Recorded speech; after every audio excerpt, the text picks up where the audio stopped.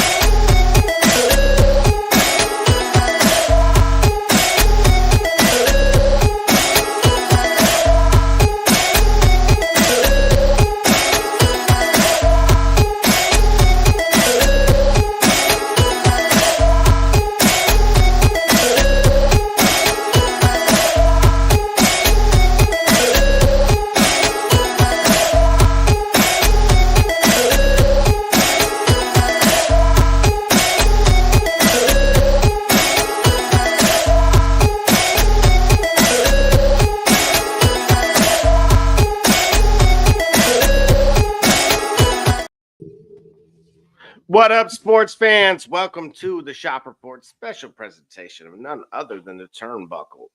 I, of course, am your host with the most, none other than Creative Control Jay.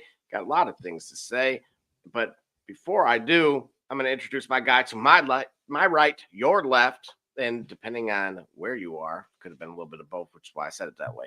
So, none other than coming to you live from the area in which Raw is taking place tonight. None other than D Gully from the CO Lumbus. Talk to us. What up, though? What up? What up? Hold on. I'm looking more like Booker T as long as my locks get, man. I'm pretty impressed. I appreciate it, you know. But what's going on, Creative Control Jay? What's going on out there? Shop Report Turnbuckle fans, how y'all doing today? It is Monday, June 23rd, and there's supposed to be a PLE this weekend. Hopefully, we get to see it. Correct. And I will say this, as of about 2 hours ago, the latest news suggested not only that there was a quote-unquote ceasefire, but then also that the aerospace ban was lifted. So they should, for the talent that is, and staff, I do want to make sure everybody's viewed equally, they should be able to get out of there and to their desired destination. Right, absolutely. Which kind of, let me ask you this, right, on the human side. Yeah. Look, right now we have the Club World Cup, and there's, of course, like Al Hilal from the Saudi League, and so they're over here, but, you know, Cristiano Ronaldo plays in the Saudi League over there. And now you have our guys, such as this evening's main event. I'm assuming it'll be the main event, where the winner gets a chance to go over there. Again, the human element of this. Just take it for what it's worth, right?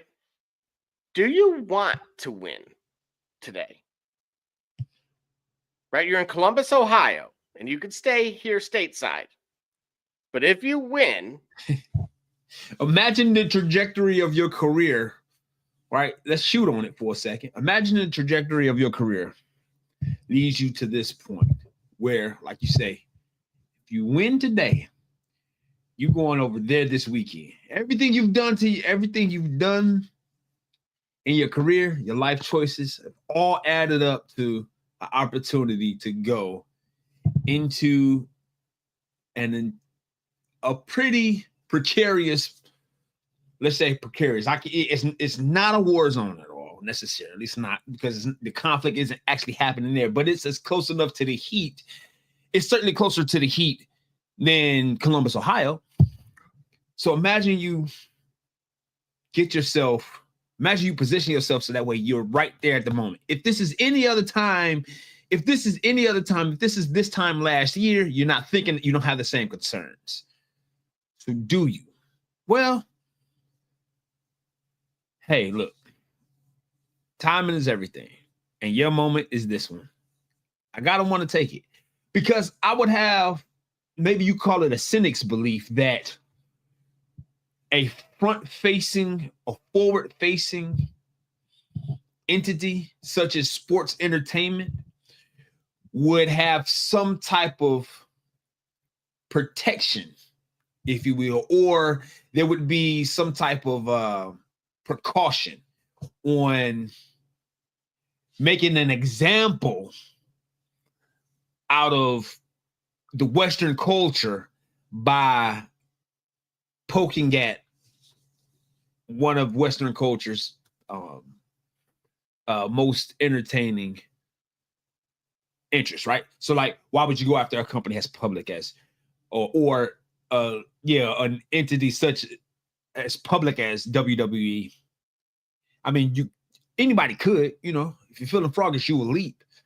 But I would imagine maybe somewhere there's some cynicism that would suggest maybe I wouldn't try this avenue. Maybe it wouldn't be as effective to make my point, to make an example out of them.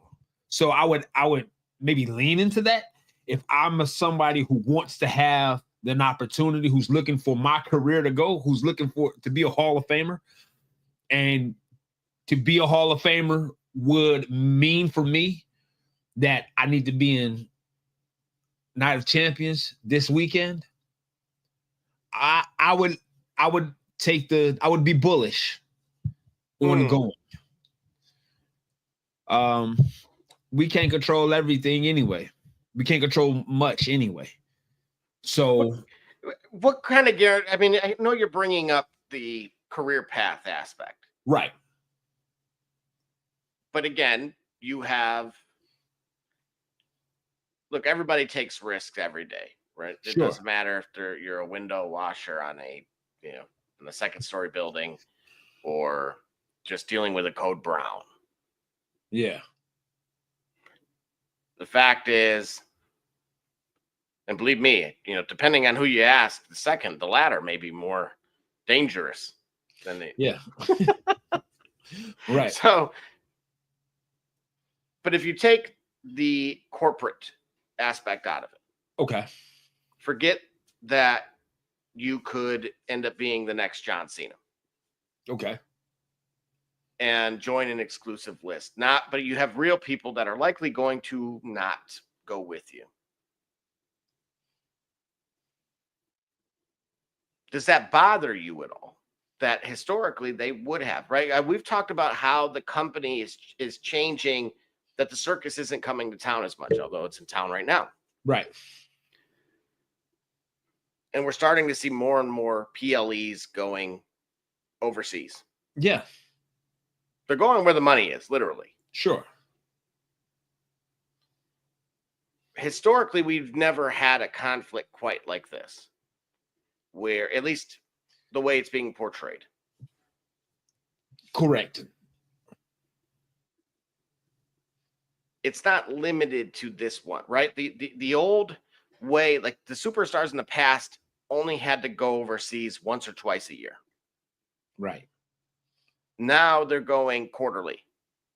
Yeah, it's part of their schedule. And you get what I'm saying? Yeah, it's part of their schedule. It's much, but go ahead.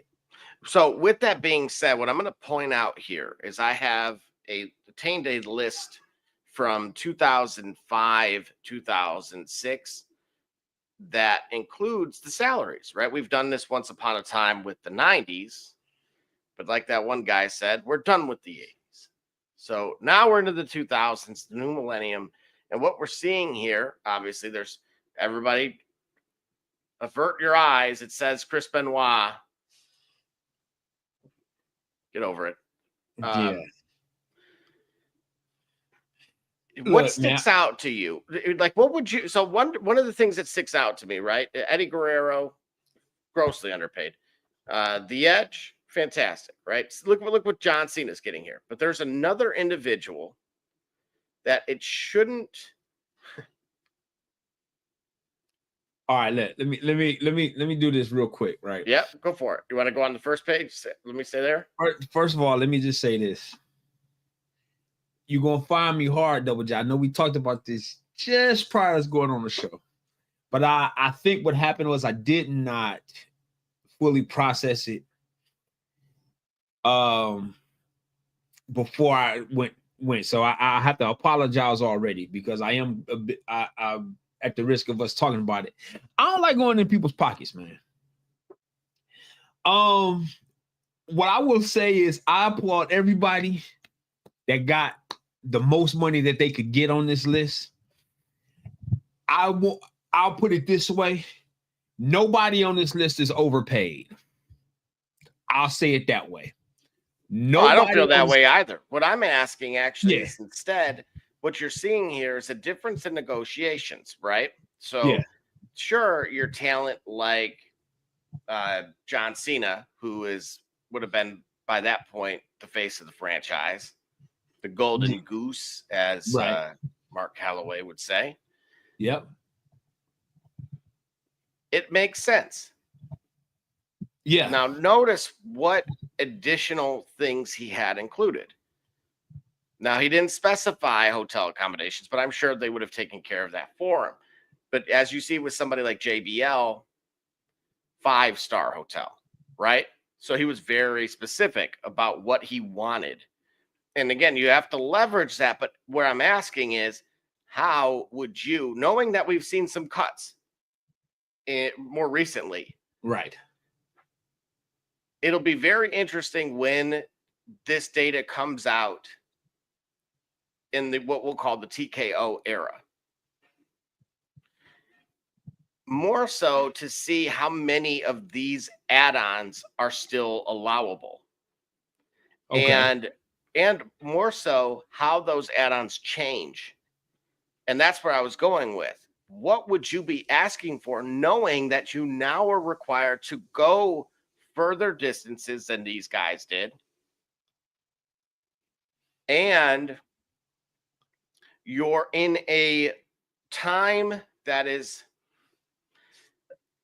certainly a lot more on edge, intense than others, Sure. especially when you know you're leaving the friendly confines. Well, during this time here, you're talking about in the years during the Operation Iraqi Freedom era. Mm-hmm. Right. We were actively in a conflict, correct? Even during this time. Now, as you said just a second ago, or as you may have alluded to even earlier,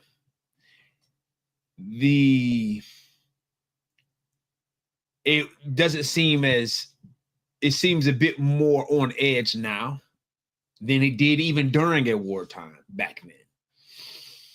So I think the idea, right, of what could be would enhance my rider requests.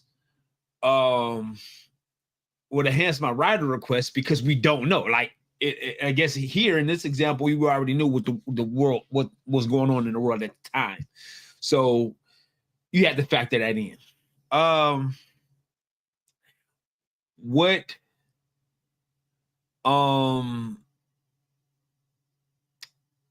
I would ask for, you traveling internationally.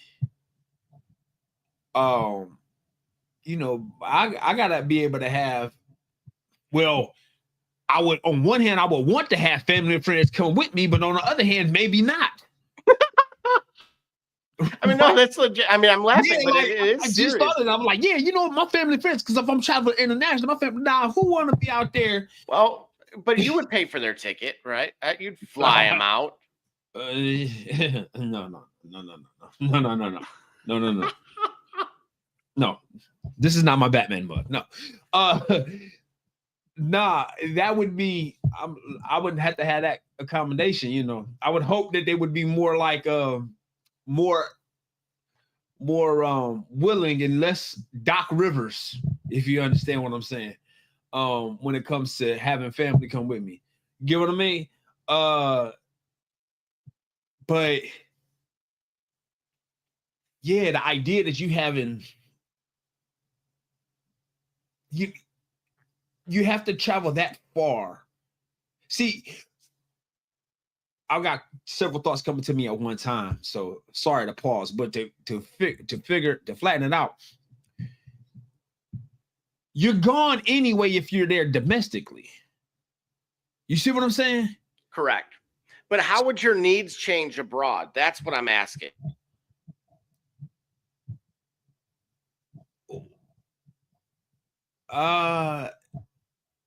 See, that's the key, right? I'm trying to. That's the key. I'm not sure. Well, if I gotta go internationally, I would want time off. But then if I'm positioning myself, let's say if I'm in a program with somebody and we drawing numbers and we drawing heat, I ain't gonna have that luxury to be able to take time off, especially if I'm, let's say I'm in a feud with Dirty Dom and we picking up traction. And they want me to go to, United Kingdom, and because we got a lot of traction and we selling merch in the United Kingdom, and they want to see us on the mid card or in the later card.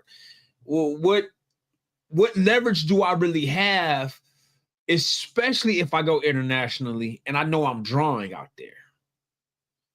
You see what I'm saying? It's hard for me to say I want something more because I don't know what more I would have. I mean, the leverage is like, all right, well, I'm selling numbers. What more could I want? And what more would I want in a warm climate such as this one? Would I want more people with me? I don't know, because that puts them in a more cautious state. What would you want more? Well, see, what would you want mind? So I've been in NFL circles and a part of the family and friends portion. So behind the scenes, typically you are on your own until you reach either one of the two destinations that are for the team, we'll call it. So either the hotel or the stadium. So what would instantly come to mind is security.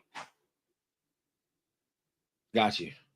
I could see that, to your point, right? We hear all the time from wrestlers that one of their biggest regrets, right, is having a family and not being there.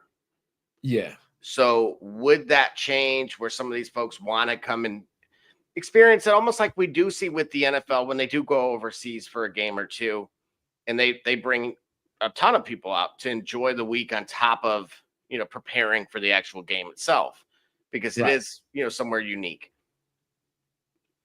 So that would be kind of the top of mind. I know these guys do protect the talent, but when you saw more recently in the news with the stalker with Liv Morgan, right? I believe there was another instance where somebody was at the performance facility as well. Right. That already suggested, that can happen here. So, of course, what else can happen outside of there? Right. And that's why, for me, that's the first one that comes to mind that I would obviously want thrown in there. Not just for the those around me at all necessarily, but I would say in general, even potentially for myself, depending on where we're going. And those things are usually predetermined kind of in advance, where there may be a variance on when. It may be limited to those particular types of events. Right. So in my best Jamie Foxx, I might need security. If you haven't seen that, go worth the watch. It aged well. Yeah. So yeah, outside of that though, absolutely first class. That has not changed. Right. And if you haven't experienced that in your life, please do. And not by way of an Oculus. Did you know that actually they're suggesting that only the very elite will be actually traveling in about 50 years? The rest will literally be utilizing things like the Oculus in order to simulate travel. Let me explain something to you. I just watched a reel of a guy in gameplay get a girl's number in gameplay inside of GTA 5. I say a real. I'm a real boy. Like, no, like legit. So he and his avatar flirted with a girl, and her avatar and she gave the number inside the game. Like, oh, so she is a NPC. No, she's a real person. Oh, okay. Okay, so kind of like the movie Ready Player One. Yeah, bro, but it was like we at Randall Park Mall. I'm sorry, I'm from Cleveland. We at Randall Mall. Like what we used to do at the mall. Okay, let's make it 2025. Okay, we at Polaris. We're at Easton. Name the mall up there where you at up north. All right, they at the mall. You know, we'll go with Somerset. Absolutely, yeah, Somerset. What you did at Somerset, they did, but within GTA 5. Yeah, that's how they get down today. Yeah, don't you see that? Like how human interaction is one of these micro issues via the pandemic. Yeah, but it was the whole thing, but it was just the game, like, and that to me is jarring for me. But when you, and I say that because you saying only the elite will travel. Oh, no, wait a second. Hang on a second, right? Think about it, right? You gave the mall example. Yeah. Why would someone go to the mall?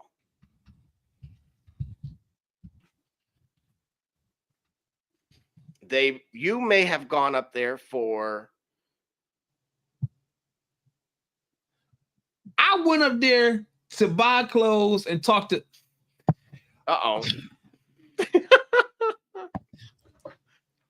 And colleagues and friends of mine. But here's the thing. We'll use apparel. You went there for clothes and gadgets, and it was a social gathering place. It was a watering hole of sort. Right. Now, the same thing happens. Right? We have a truly dynamic and remarkable connection to others through screens and through the internet. But again, listen to the context here. Yeah. Believe it or not, if you were to go and of interest individual, because I'm not going to, put words in your mouth here. She could very well, or he could have very well been, or they or them, just to keep it 100, I guess. We run out of show before you get all these pronouns, bro. Human to human, all right? Right. Yeah, there you go. All right. Intra-human. And so they could have went there for something entirely different. So believe it or not, outside of crossing paths, you may have less in common with the individual via that example. Yeah. So think of it. They already have established they have the same common interests. Yeah. Which is right. But what happens when you are in public with people? You can't bridge a gap unless you've already have something in common. Otherwise, you won't even try to bridge the gap. No, the only thing you had in common with the other individual was we were there. That's right. And we had to figure everything else out. Right time. So it wasn't. So the challenge was articulation and the ability to articulate and communicate oneself and to present oneself when you're not certain of its outcome is a necessary skill. That okay, but what you're saying here, look, you're right. You are cold calling. You are knocking on doors with a lawn, or not a lawnmower, but a vacuum. Yeah. You have it, or Cutco. You have it as difficult as it possibly can be. Mm-hmm.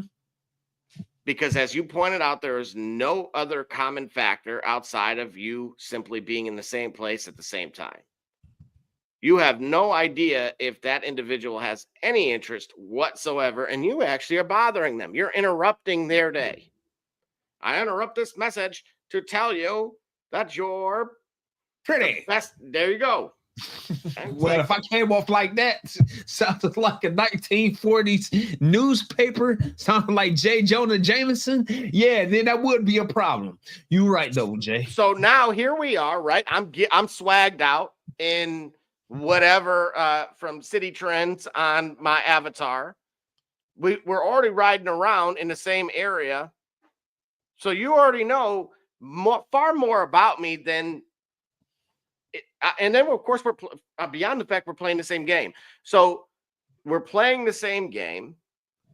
You can learn based on things like what I'm wearing, or of course through the communication itself, what I'm interested in, which are now deeper levels. So to suggest that what we were used to, which is this peacocking of sorts, and you know, you think the turkey puffs out its chest and you know, and having to stand out in that manner, you're right. That still exists to an extent, but it has drastically changed. There are individuals now that are meeting their significant others via these games. That's fair.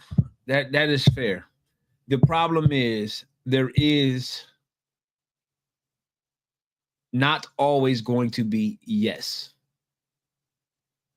So you're saying it's the handling the objections or rejection in this case. Correct. Objection, rejection will remain a possible outcome in any type of human dynamic.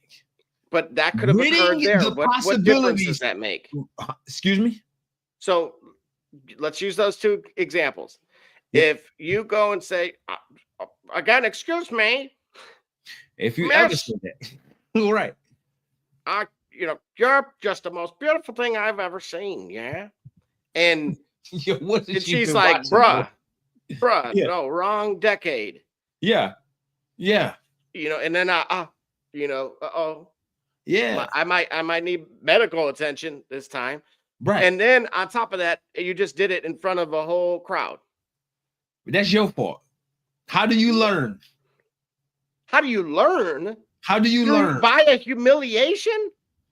Now, I know we're old school now. I'm only throwing this at you because I see where you're going with it. Exactly. But this is what I'm saying. This is where wait a minute. Here's what I'm gonna counter you. Yeah. Because let's say the same interaction took place the same way that you saw it. My assumption is that you didn't see it in real time. You saw it because it was a snippet. It was a clip. Yeah. What if she rejected him? And now there's 1.1 million views of you getting rejected. What was worse? And then guess what? It only lives in your head rent-free from that rejection in the mall. It lives forever via the internet. That's checkmate. Yeah, well, that's what I'm saying. That's what I'm saying. The digitization of human dynamic enhances both the good. It enhances both the good and the bad. It enhances the extremes. You have that's a great point. It's just that. So where is the knowing that? How do you navigate it? We have to resell future generations on the benefits of live interaction. But now remember, this is a completely different generation that is looking at marriage entirely differently. They're looking at everything differently. That's what I'm saying. We have to resell them on the benefits of live interaction. But again, what if we all have a phone or device in our hand? Yeah. And I actually, matter of fact, within the last 48, 72 hours, I saw a video of somebody attempting to propose and the friends trying to get the person's attention. So the individual would turn around and they were shaking their head. So it went south, right? Nobody was tagged or anything like that. I also saw another one where a girl crashed this dude's brand new car because he grabbed her phone.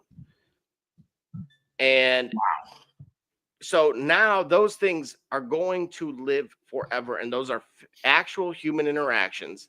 And the only difference is they get amplified and hit that extreme because more people like myself, who doesn't even know where they're located globally, didn't listen with audio, could just read the subtitles, now had an opportunity to see it. So if I do see them in public, you don't think that's the only interaction I ever had with these folks.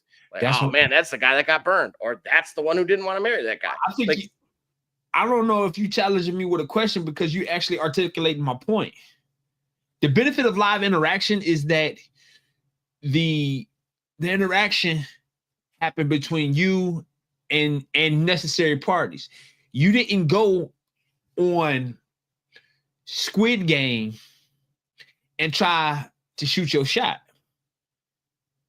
for your embarrassment to be the stuff of meme legend. look, look at those examples. You'd almost be better off on Love Island, where within 48 or 2 minutes, they've already determined that you're the one, and they go run off to the other side of the venue and tell their now best friend that they've known for all of 5 minutes that you're the one. Yeah, but you'd almost rather have it manufactured. Right, because if it's all living in a digital space, this is what I'm saying.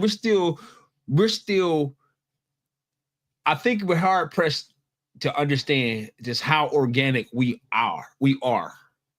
Just how organic we are, how natural and involved we are, how interconnected we are, that data and digitization can't take that away. And what if I can't go out, right? There's some aspects. There are those who can't go out. The science and the technology has enhanced to help allow people to have such interactions that couldn't otherwise could, but there are many who are able-bodied who are moving themselves to be like, literally there is a segment of the population here in the West that intentionally maimed themselves to become disabled. I'm sorry, what? Yeah, bro. So people who elect to become disabled, they will electively lose limbs or otherwise disable themselves to then be part of that said disabled community, so that way they have connection. And yeah, certainly being committed. Yeah, they should be. So and it's because there is a problem with embracing the challenge of live interaction and the possibility of rejection. That is a necessary part of us figuring it out, right? Remember, we go to sports and we get right back into the turnbuckle like this. What was the story if not Shawn Michaels comes up short at WrestleMania 11, only to realize his boyhood dream at WrestleMania 12?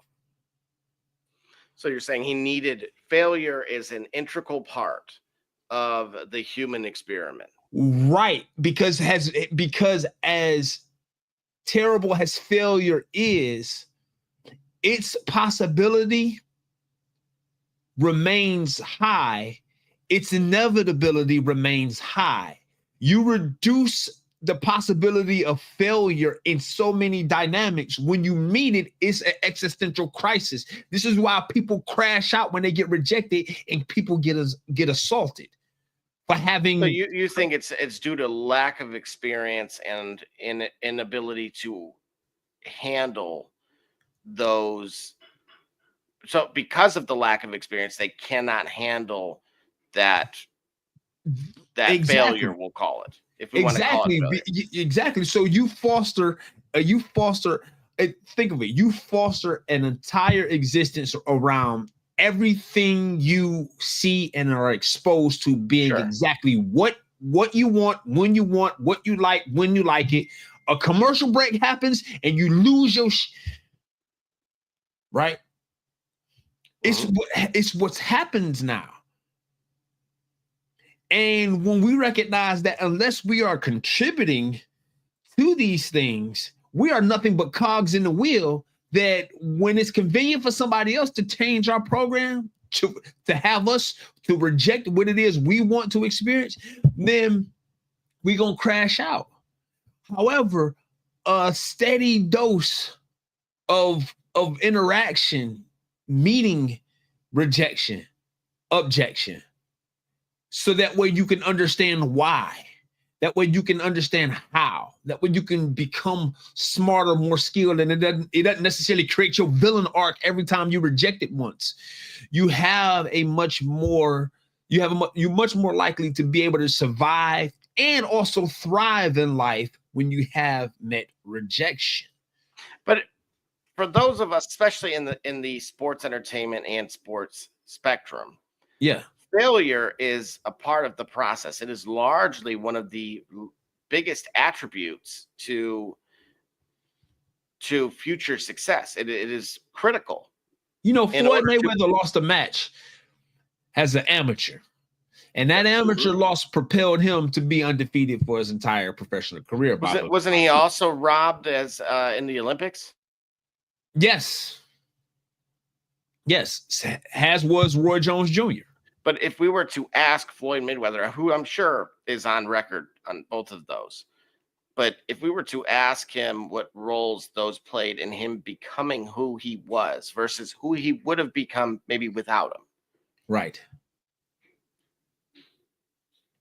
I believe you're correct that he doesn't get to the level that he ultimately achieved it without those. He may, if he's overly confident, he may say, yes, I would have anyway. But to say he would have went on to be unblemished, I think even he would acknowledge. So my point to you is understanding, like I tell Aiden regularly, that pressure is a privilege. Yes. And that's a well said. Hey, that's a well phrased way to capture that. Very eloquent. Pressure is a privilege. I like that. We need to do something with that. We need to hashtag that. I'm on board with it. So when you look at examples in with everything kind of being temporary in a sense, this is where you have to lean on, like, how do you can't really prepare. It's not a talent show where you're going to go in front of the mirror or playback audio. Right. But why do you feel like, even though in both circumstances and examples there was failure occurred, but you're suggesting that, like, that guy could have been rejected 99 times. This is something I talk about quite frequently too, is that, often, whether it's business or sports and anything in between, you typically only need one yes. Correct. You can get 99 or 999 million no's, but one yes is what changes everything. And you have to be willing to. You know what? Because we done went so far. Let's bring this back. And I got a perfect segue to bring this back. Sure. Do you see how Goldberg talked about the ending of his streak? I have not. When was this? I mean, this is decades ago. He doesn't like the way the streak ended. He thought it could have went on forever. Undertaker also shed light on it very briefly. He just said he didn't feel like he should have lost the way that he did because of how everything transpired after. Correct. All right. Well, how everything transpired after, maybe he shouldn't have lost the way he did. But the idea of keeping that going forever, like how I don't, even in the world of professional wrestling, I don't see how that level of dominance would have been entertaining. Like, Even Hulk Hogan did the job during Hulkamania. Wait a minute, not the Hulk Golden Hogan Goose. did the job for Ultimate Warrior during brother. Mania. Oh, Hulk Hogan did the job for the Undertaker at before. Oh, you got me, brother. Right? Hulk Hogan did the job. So what I'm saying is, and this is kind of an interesting parallel to the whole conversation we've been having for a few minutes.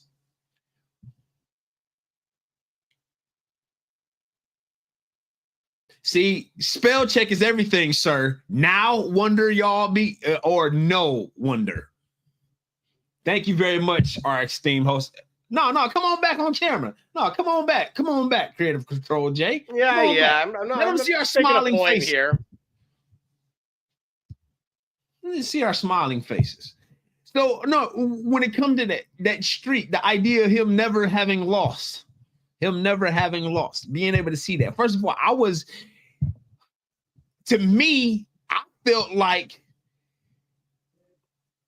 felt like him losing the way he did actually was the way to do it. Now, pardon me for, at the risk of venturing into the land of contradiction and contradicting myself, as dominant as the streak was, I didn't think it could last forever. I didn't think it should have lasted forever. But as dominant as a figure he was, you were only going to need somebody that you felt like was going to be that much more dominant to beat him. So unless you were going to have another Goldberg beat this Goldberg, the only way for a guy like that to be beaten was for it to be some underhandedness. It would have to have you would have to cheat to beat Goldberg. Because straight up, the way he was built and the way he went on, who else was going to be there? You talking about what? When did he lose this? But we were still 3 or 4 years away from Brock Lesnar, or Cena, or John Cena, or Batista. Still a few years away from a CM Punk. That if we talk about that time versus CM Punk, they would never put a guy like CM Punk against a Goldberg in that fashion, right? Unless it was, or you could have a Lex Luger. But the point is, adversity had to happen for him, and his loss had to happen in that way, and he had to lose because I couldn't see him winning forever, and he had to lose in that way, such that it made it so like, the only way you can win is if you cheat. But there's a bigger lesson also. There's a victory for me. Now, remember, that's what Jay-Z said in response to Ether. No, you didn't do it on purpose, sir. No, you didn't do it on purpose, sir. You are very purposeful, even with your barbershop J-isms. Okay? So don't tell me you did that on purpose. You didn't do that on purpose, sir. Well, does he agree with you on failure having to take place via human interaction? Yes, we have to have exposure to loss. And then our reliance on technology to foster human interaction amplifies that loss to a critical way. So that way, all we see and all somebody knows is our embarrassment, which is unfair for us because that loss is only for a period. It don't define us. However, if we've done everything on a camera that needs to be recorded, then yes, the camera's gonna get the special moment, and that's the only thing that'll speak for us. So we're doing ourselves a disservice when we're over reliant on the technology, because we can't even accept our live losses in an accurate measure. Like that loss happened for a moment, but the only time was somebody, oh yeah, I remember that dude that was proposing and the girl rejected him. I don't even know this guy, but that's the only thing I remember of this guy. This guy he lived in Ithaca, New York. Go to an Ivy League school. We are worlds apart otherwise, but he on the internet because he wanted to show up and show everybody, and he proposed to this girl and got rejected. And that's the only thing I know. and millions of people that views 100,000, 200,000, 1.4 million views of him getting rejected. But that's the only interaction I have. Where if it had been live and cameras had been removed, the pain of that rejection would have been his alone, you know, to cover, to heal from, to overcome. Now you got to deal with the amplification of everyone seeing that embarrassment, and then cynics and a-holes, you know, or trolls, we'll call them, just getting likes off of dissing you, because that's what we do. We rank everything. I mean, we do. And now they getting likes. So now you still now this thing gotta linger longer.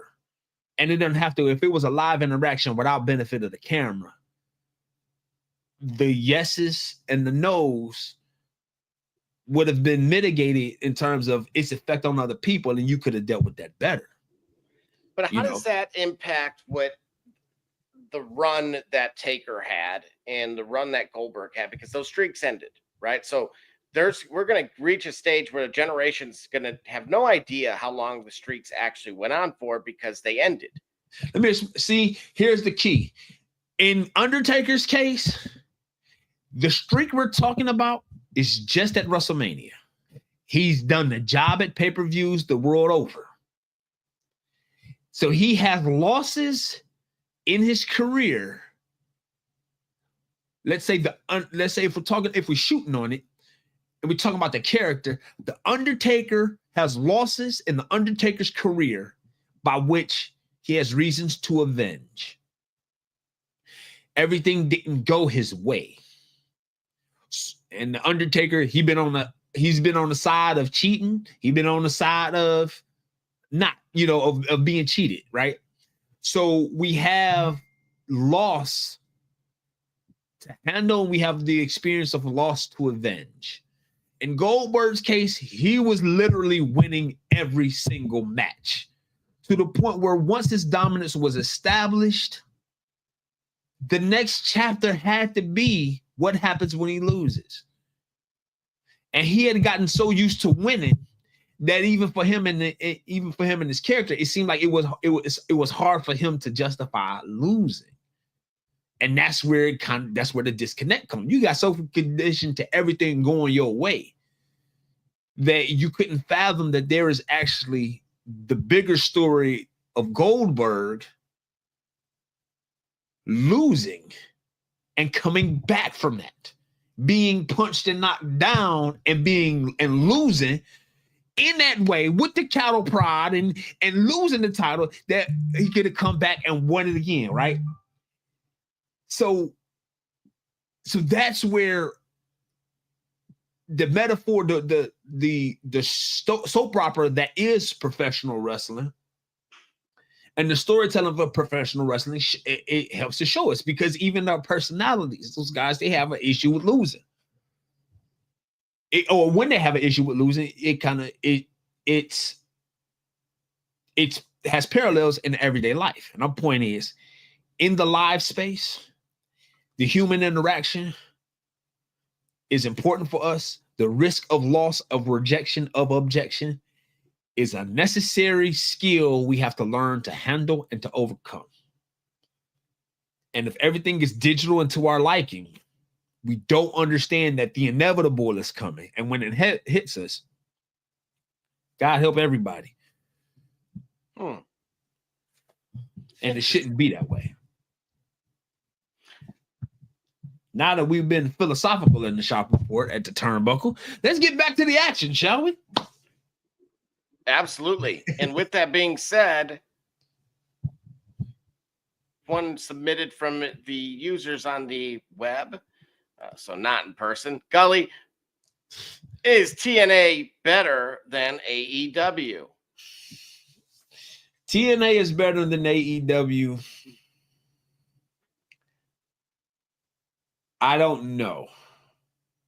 I just know that of the two, the aspect of AEW that pains me is the no selling parody. That's exhausting in every match. Like WWE had this thing too, and I think they still do it. They got this thing too where they go back, or it's a callback to yesteryear where they do the whole chop fest and back and forth, and they no sell the chops, right? Everybody's doing it, right? And that's kind of it betrays the suspension of disbelief that we're supposed to have. The no selling of moves, I guess. In reference to or compared to Lucha Libre wrestling or Japan wrestling, the no selling of that in Western professional wrestling and North America, to me, is different, and I don't like it because the no selling that they do, it creates a stale point. Like, these are opportunities for the gripping story. This is opportunities to sell, like, oh, okay, he hit me with this, and I kicked out, and I got up enough strength, and I hit him with that, and he kicked out. Not a kick out after 1 or 2 early in the match. I'm saying these could have been, these are moments that could extend matches 10, 15, maybe 20 minutes, where that parody that you just exhausted in the first 30 seconds could have still taken place over the course of 20 minutes, and then you still have stuff in your bag to sell at the next match or at a PLE. I want to say pay-per-view so bad because I'm such old school. Pay-per-view. I'm going to say it pay-per-view because I'm that guy, right? I'm that guy that calls Dairy Mark Lawson's, calls KFC Kenny K's. Yeah, so pay-per-view, okay? That's what they're going to be called henceforth, pay-per-views. Not premium live events, pay-per-views, because I'm paying something to view it, right? Either I'm paying my cable bill or the single view price. All right, never mind. Sorry. Let me get off my soapbox. Okay. Point is, the overselling at AEW is the single biggest drawback I have between the two. So if I have to say all things being equal, AEW has that no selling is something that I really don't like. So because it's the only drawback I can call it, I guess I would default to saying TNA is better. But TNA certainly isn't big. It may be bigger, but its TV presence isn't quite as large as AEW, so we see AEW more often, so they have more chance to disappoint. I would say, absent that no selling that they do, I don't know that I think they're about even. They have great storytelling, great matches, and great talent in AEW as well as TNA. Probably better talent in AEW, but that part is what brings the entire brand down, because we know we're going to see that. We're kind of used to it. Not everybody should have that type of parody when you're in a match against one another. So it makes it lacking. Interesting take for sure.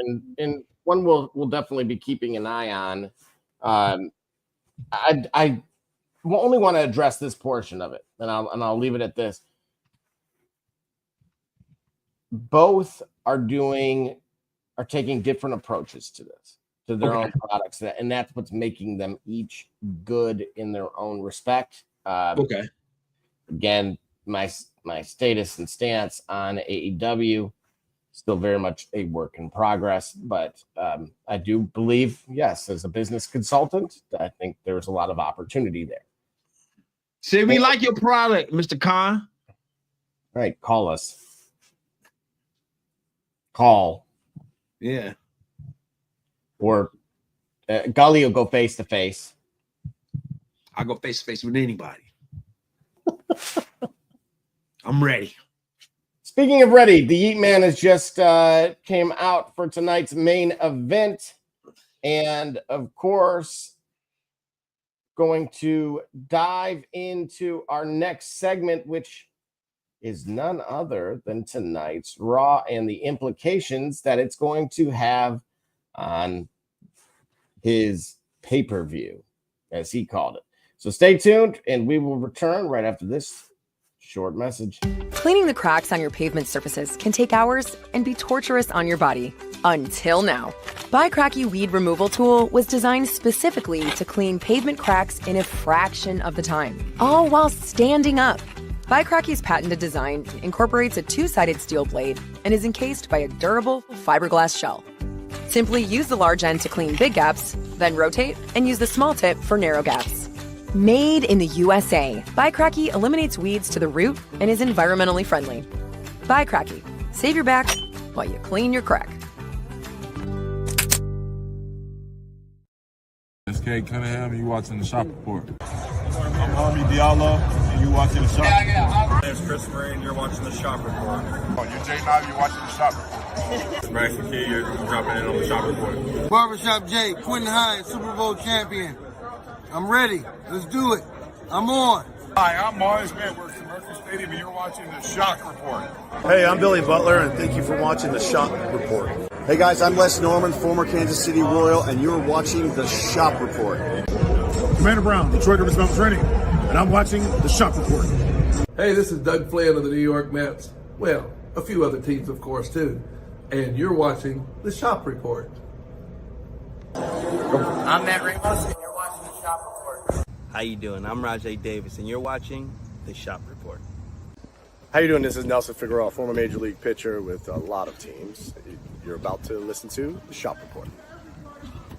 Hey, this is Howard Johnson. You're watching the Shop Report. Hi, I'm Heath Bell from the New York Mets, and you're listening to the Shop Report podcast. Yeah! Hey, I'm Josh Tolley, former catcher of the New York Mets, and you're watching the Shop Report. This is Edgardo Alfonso for the Mets, and you're listening to Shop Report. Hey, this is Doc Gooden, and you're watching the Shop Report. Hello, this is Mike Hampton, and you're watching Shop Report.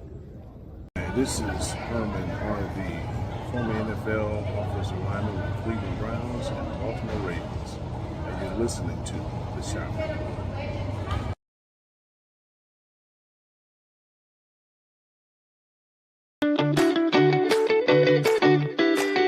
I'm Jordan Gudeman, and I'm the founder and CEO of Eddie G's Cookies. I was first diagnosed with a nut allergy when I was young. At the time, there weren't a lot of labeled items that said if there may contain nuts or there are nuts in the food, so my brother and sister and I baked a lot at home, and we enjoyed treats from mixes and things like that, but I noticed that it was not the same as what my friends were enjoying, and I started making up my own recipes. When it was time to pick a career, I decided to start a bakery so I could share my treats with everybody else. When I started creating my recipe, I was taking in all the things that I thought I was missing out on. A soft, chewy center, a crisp outside crust, and a taste that is just like it came out of the oven at a bakery. When I put all those things together, I had come up with a recipe for a dream cookie.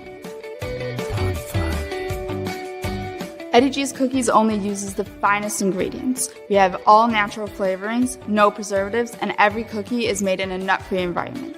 The best part about Eddie G's Cookies is that they can be delivered right to your door. You can share them or not. We won't tell.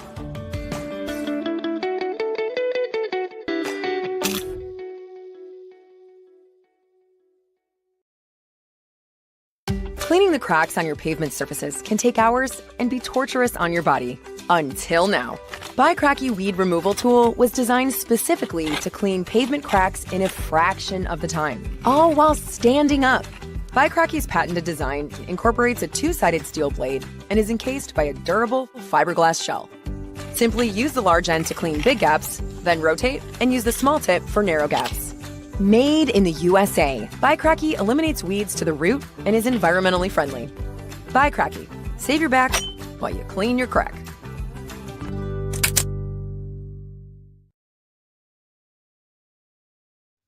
What it do, sports fans? It's your man BSJ from the Shop Report. And guess what? The shop is now open for business, baby. If you're on Facebook, go to our fan page, The Shop Report, click on more, and then shop to view all products. Or if you're on Instagram, click on the shop tab to see all our products. I mean, what you want me to do? I'm selling merch here.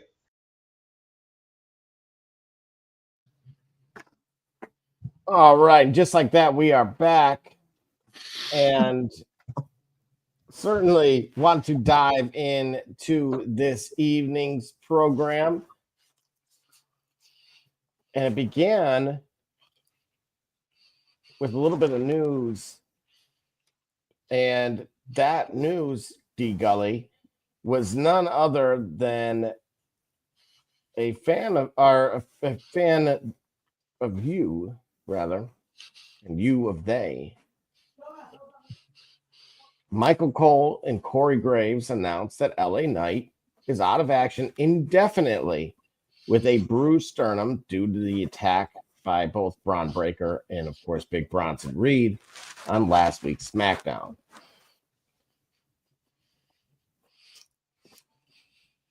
Is that a little bit coming as a surprise for you, or what's the bigger surprise? Corey Graves being on Raw for the second week in a row, or LA Knight being out of action? LA Knight being out of action. I want to know how much of that is, like, how serious is the injury? Because I feel like LA Knight, they don't quite know what to do with him. And I don't see where he's not earned the trust or the ability to be put in those big time events. Maybe this is what he needs to kind of get himself there. To bruise the attack, so maybe he goes through the faction and gets the job done eventually versus Bronson and Braun, and then eventually Seth. But otherwise, I'm not certain, if we're shooting on it. I don't know. He kind of like got Dolph Ziggler vibes. Like they just decide that he ain't it. And that's the decision. And no evidence to the contrary is going to change their mind. So, like you said, shooting on it. Are you convinced this will work? I think so. I'm not. I mean, look, I don't want to speculate too much. We did kind of address it early. There was someone in the comments here that I'm reading that suggests that's why he didn't want to go. And apparently there are some unconfirmed statements, unconfirmed at least to myself. I don't know if that individual said some bad things would occur. And so to our point, without kind of diving into that can of worms all over again, that's why I'm actually kind of intrigued to see is it really a work or not. And then as far as Corey Graves, versus Pat McAfee, the NBA Finals just wrapped up. Relax, people. Maybe he wants to go on vacation. I know. Yeah, he legit has a full-time. He has a full-time personality doing a daily show, and what it takes to be a media persona at ESPN, and then follow that up with him being also a media personality for WWE. Right? I'm not certain. You familiar with who Tom Joyner is? In the morning? Yeah. Of course. All right, so Tom Joyner is known as the Fly Jock. You know why he's known as the Fly Jock? Because he's swaggy like that? No, it's because for like several years, I want to say maybe 10 years, he took the job doing daytime traffic in the mornings. I want to say, I thought he was in Detroit, and being in the evening. 92.3. Yeah, and being in the evenings in Dallas. So he was the Dallas rush hour traffic guy. And then he'd get on a plane. Yeah, he would fly. And right. I think he did this for like 10 years. Yeah, imagine so you figured, like, what type of mental dexterity goes into, you can't pay me enough money to not get tired. You get what I'm saying? There isn't a dollar amount that would say I'm not going to be tired. There isn't a dollar amount to say, you know what, do I really have to do this? Listen to what you just said. Listen to what you just said, which is the motivation, right? Is that motivation from failure? No, I think this is a separate arena. This is a separate arena from that. What I'm talking about is when we say, all right, Pat McAfee ain't been here in 2 weeks or what have you. Maybe they're shaking it up. Maybe the nuances that Pat McAfee offers is kind of getting stale and they're trying to figure it out. I don't know. I won't say I don't believe that myself, but I wouldn't put it past the possibility of others that like, man, they tired of McAfee, because the McAfee that they see is such a vibrant personality. If you're seeing that in the morning and then you're seeing it at Raw, it may kind of get overwhelming after a while, and maybe they want to change it up just to preserve its freshness, if you will. My point is, in bringing up Tom Joyner, I'm saying there is a high dollar. Okay, there is a high dollar amount that would help sustain me through. Like, you're not doing that for minimum wage. You ain't doing that. You're not doing 12 hours between shifts and still working and then still flying. You're not doing that just to get on a salary or a means just to get by, certainly. However, despite how lucrative it could be, there's still a limit by which, even as lucrative as it could be, I'm just going to be just tired. I'm just going to be just tired of doing this. And I feel like maybe in Pat McAfee's case is,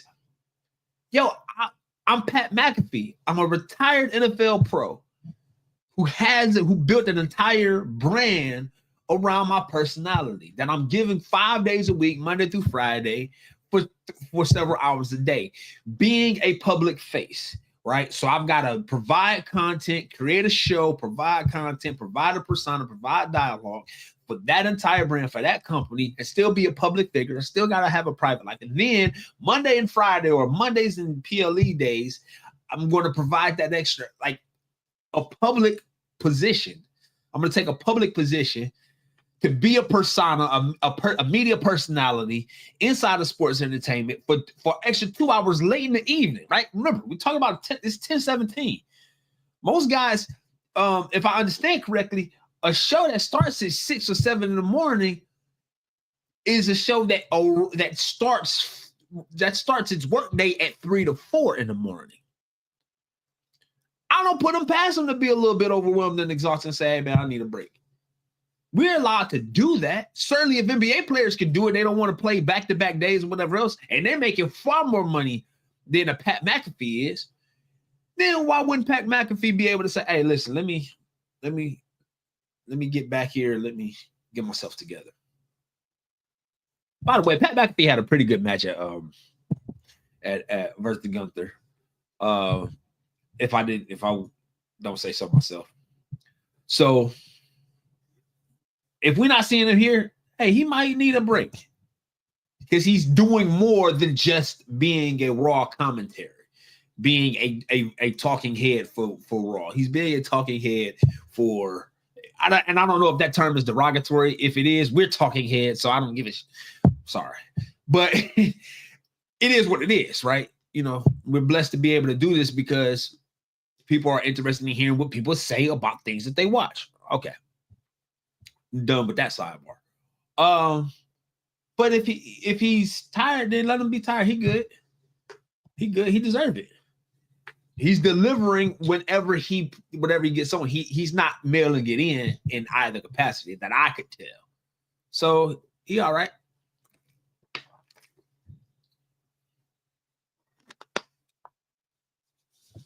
And to proceed and move things along here in tonight's show, we then had none other than Seth Rollins, Paul Heyman, Braun Breaker, and Big Bronson Reed come to the ring. Seth says he doesn't care what the fans want. and that they need someone like him to tell them what is good for them at the end of the day. Seth claims that they're exactly what John Cena is saying. It's interesting to say that. Seth claims that there are many champions and challengers, including John Cena, Gunther, Bill Goldberg, CM Punk, Cody Rhodes, main event Jey Uso, and Randy Orton that want to exist at the top of WWE, but they are destined to be in second place because he represents the finish line and they will always be the end game. D. Gully, what say you to a relatively long promo from Seth? I'm not used to being that mouthy. Well, oh, hold on. I'm sorry. Let me get back. I think that long promo is because we still have to understand why this collective exists. And I think the long promo is working to help to explain why. Because though it's intriguing to see these guys in the ring together as a collective, I still don't get it. Like how Bronson Reed and Braun Breaker, have they competed as a tag team yet?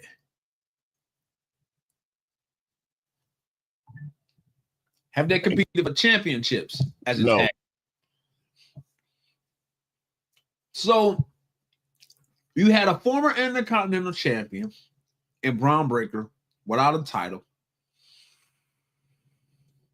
You have an up-and-comer in Bronson Reed, don't have a title. And you got Seth Rollins with Money in the Bank.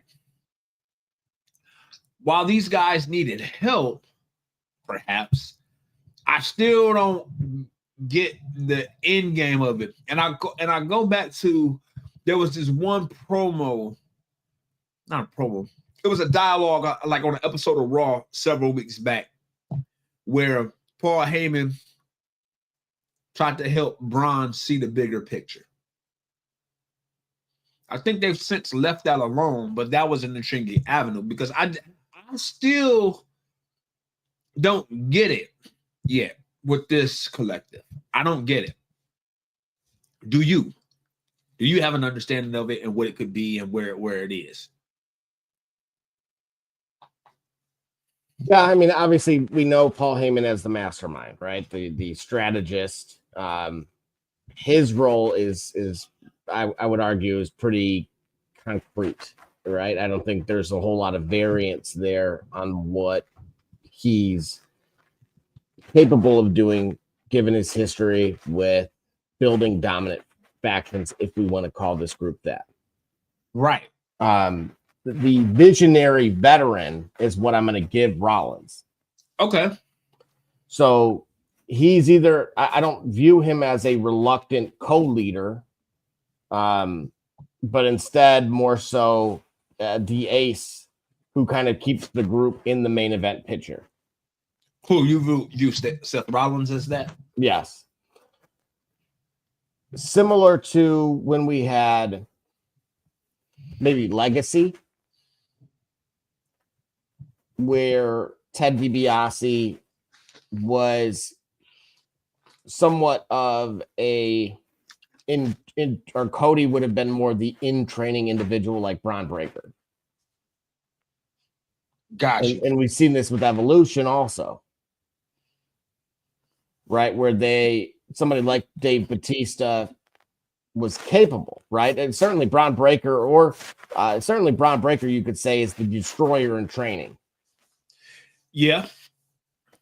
Right. But that's what I'm saying. Like, he was already on his way there, right? See, what I'm saying is, couldn't we have had a Braun Breaker LA Knight feud that exists outside of this timeline that we're on with these guys being in the collective? Yes, because of the fact that you can have a post-Bloodline era faction that has Paul Heyman as the collective thread. Okay. Okay. Are you saying that can happen now? Well, theoretically, it could. You could go Okay. down that avenue. You could also explore, obviously, Rollins and Breaker having some kind of tension that would lead to the split or a potential passing of the torch between the two.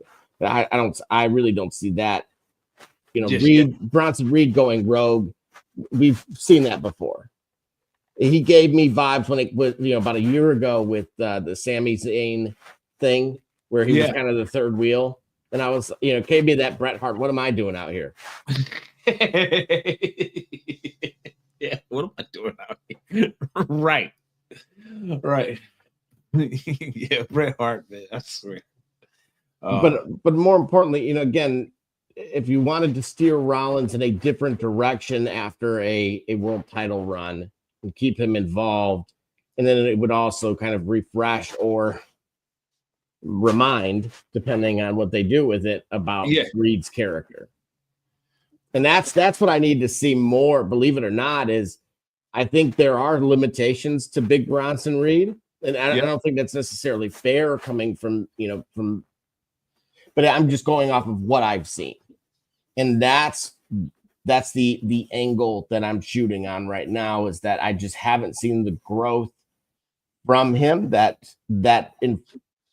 while I'm kind of pointing out that Braun Breaker is the destroyer in training, right? Reed is more the enforcer. His role is very very concrete. Gotcha. You could, if I wanted to see more, but who comes to mind? And you tell me if you like this. Okay. At one point in time, you had Diesel to Shawn Michaels, right? Yep. Or Samoa Joe.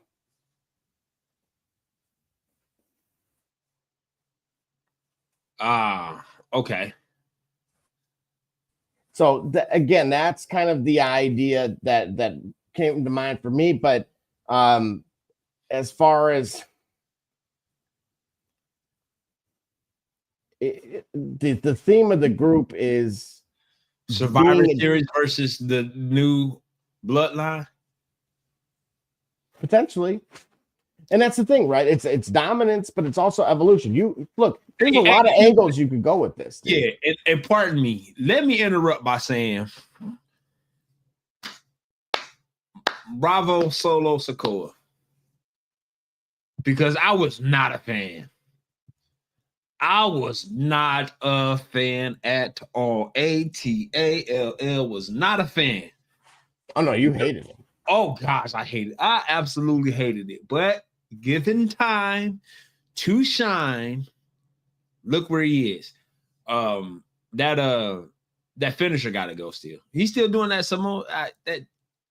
that's got to go. He got to get something. He should deserve some type of standing drop kick or something like that, in my opinion. Yeah, I think a standing drop kick would be good.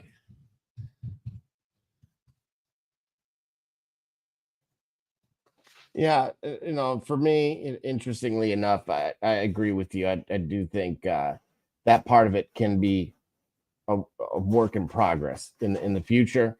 As far as long-term booking, again, for this group, I would say if WWE doesn't kind of flush the faction out, it could be more, again, modern evolution meeting the Shield. And kind of creating, that dangerous alliance, if you will. So it will really depend on if they allow Paul Heyman to build the dynasty from scratch or not. And I think what would be interesting for me would be, do they remain do they commit to kind of being a heel faction? Or being where they are, where I consider them to be right now, which is more of that tweener group like we saw from the Shield. As far as them, I don't really see them being kind of some kind of full face revolution either. I just don't see that with Bronson Reed. But again, I used the Samoa Joe reference earlier. So theoretically, it is possible. But we do have our main event still going on as well tonight. And definitely, if you guys have some thoughts out there, this is interactive. So as strange as Gully's take on us only interacting in public, we are a public forum here where we could do that digitally. And in the meantime, before Raw continues, we're going to take another quick break. It's Kate Cunningham, and you watching the Shop Report. I'm Harvey Diallo, and you watching the Shop Report. My name's Chris Ray, and you're watching the Shop Report. You're Jay Nile, you're watching the Shop Report. It's Max McKee, you're dropping in on the Shop Report. Barbershop Jay, Quentin Hines, Super Bowl champion. I'm ready. Let's do it. I'm on. Hi, I'm Mars Man, we're at Mercury Stadium, and you're watching the Shock Report. Hey, I'm Billy Butler, and thank you for watching the Shop Report. Hey guys, I'm Les Norman, former Kansas City Royal, and you're watching the Shop Report. Commander Brown, Detroit Rivers Mountain Training, and I'm watching the Shop Report. Hey, this is Doug Flynn of the New York Mets. Well, a few other teams, of course, too. And you're watching the Shop Report. I'm Matt Ramos, and you're watching the Shop Report. How you doing? I'm Rajay Davis, and you're watching the Shop Report. How you doing? This is Nelson Figueroa, former Major League pitcher with a lot of teams. You're about to listen to the Shop Report. Hey, this is Howard Johnson. You're watching the Shop Report. Hi, I'm Heath Bell from the New York Mets, and you're listening to the Shop Report podcast. Yeah! Hey, I'm Josh Tolley, former catcher of the New York Mets, and you're watching the Shop Report. This is Edgardo Alfonso for the Mets, and you're listening to Shop Report. Hey, this is Doc Gooden, and you're watching the Shop Report. Hello, this is Mike Hampton, and you're watching Shop Report. Hey, this is Herman Harvey, former NFL offensive lineman with the Cleveland Browns and the Baltimore Ravens, and you're listening to the Shop Report.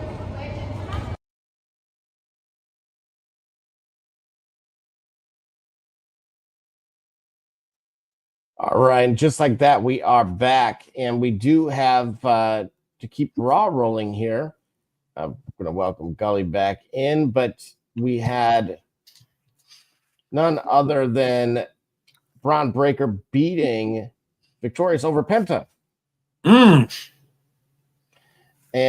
I want to kind of keep this going. I just pocket that information, right? So we talked about building that faction, and I called them kind of, I believe they're more in that tweener space at the moment, but the building of him, and something that does have to go, however, is the Megan is a huge Friends fan, so she may, if she's watching, she may get this reference where the episode of the spray tanning,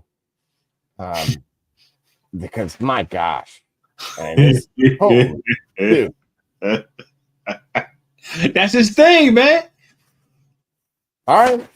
Look, if that's part of it, if you're shooting on that, great. But I'll leave it at that, and I'll move on. That's his thing.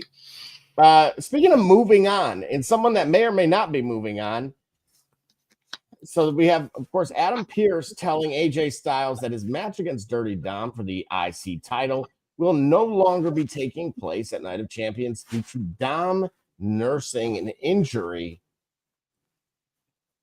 Gully, I can't shoot on this one, bro.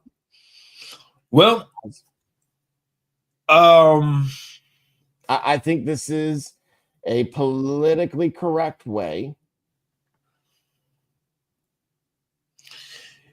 Is it possible you thinking that they don't want him over there?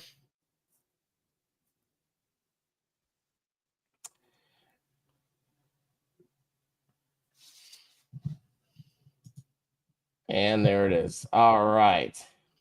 Do I believe that they don't want him there? No, I think he doesn't want to be there. Okay. I'll call, look, we're not here to mince words. It's unfortunately the nature of everything that's taking place. I think this is a result of that. I understand that. I'm not going to suggest anyone, if they look, let's be, Kelly, I'm going to say right now, okay? If they offered us, you and I, right now, email just came through, all expenses paid. Mm-hmm. We fly into Qatar. Yep. And then we fly into Riyadh. All expenses paid. They give us the JBL, the 5-star hotel, and the Hunter with the ride.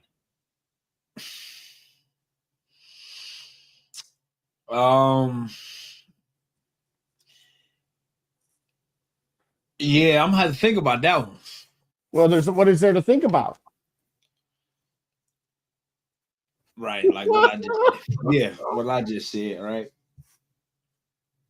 So you see what I mean? Like, to suggest that these guys that have some commas and some comfort and some families, just like us, right, are unwilling to rock the boat. This is where a lot of folks are going to see this, and I would understand, right? If there's going to be that crowd that says you're a wuss or something to that effect.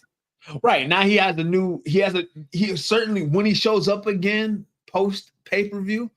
Yeah, I called it a pay-per-view again. Post PLE. All right, fine, I'll do it. Post PLE. Then he'll have something new, something extra to work with. I think Dom's capable now of being able to work with it. So that'd be cool. That'd be good for him. It sucks because I had a lot riding on AJ Styles versus Dirty Dom. Remember, I said a lot. Yes, you did. So what does that do for AJ Styles? Does he just not have a match anymore? That's the kind of disappointment that's the thing I'm disappointed by, is we don't know if he's going to have a match at all. And that's what's going to look. I was actually really looking forward to that. You were very lengthy, like you said, in your response. And I thought it was valid, right? There was all full, no bull, all or filler for that matter. Right. It was all the real deal there. And now remember, we're running out of time with AJ Styles too here. And I've been vocal about that, including this particular matchup. Who would be an appropriate fill-in for you? LA Knight. He's hurt. They just said in the beginning of the show. I know. I'm being offended. Like, who would it be? Braun Breaker. Braun Breaker versus AJ. In 48, 72 hours, that's what you want to do? No, it'd be 96 hours. Yeah, before it's in front of a live studio audience. Who's to say they haven't had dark matches? Remember, Sting had a dark match with Bret Hart before Sting had returned. Nobody remember that. I remember. Well, yeah, we get it. Pepperidge Farm remembers. All right. Yeah. But who would we want to see? I don't know, maybe Cody.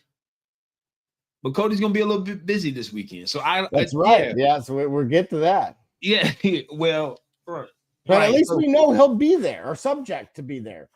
For sure. So who's available? Like I don't know who's, you know what I'm saying? At this point, I don't know who's available. You know what I mean?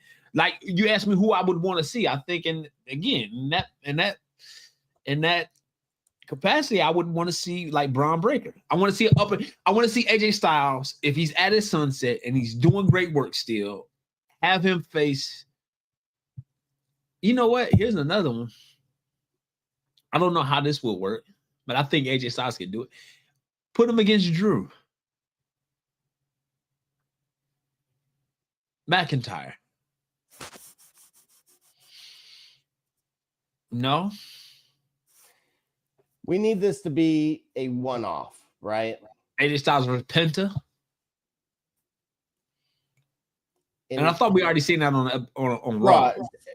Look, if it's anything like Penta's public appearance, did you see that? No. Talk about quick. Dude, they opened the door and then they whoosh them around into like a U type of or I'll call it a C, better yet. So yeah. And it was like, hi, and then you keep walking. Oh yeah. Bro. Hey, look, you talk about human interaction, and this is what we're getting. Yeah. You might as well have been virtual. Yeah. All right. Yeah, that's the extremes, right? That's the extreme. Yeah, that ain't what I'm talking about when I talk about human interaction, right? Do better, Right. Cricket Yeah. Wireless or Penta. I don't know who it is, but who, what's the headline? Who's to blame? But Right. And we'll gladly take from pub as well. The shop report 365 at Gmail, all hate mail, attention barbershop J. I'm gonna go Carmelo Hayes if he's willing to go. Man, yeah. Oh, absolutely. If he's willing, yes. I think he can deliver in a manner that I was hopeful that Dom would be able to do. I know that Carmelo would. I'm confident in that also. Absolutely. Now, here's the key, right? I'm going to say here's the key, but that is something we talked about briefly some months ago, and we haven't really touched back on it again. And it just reminded me of the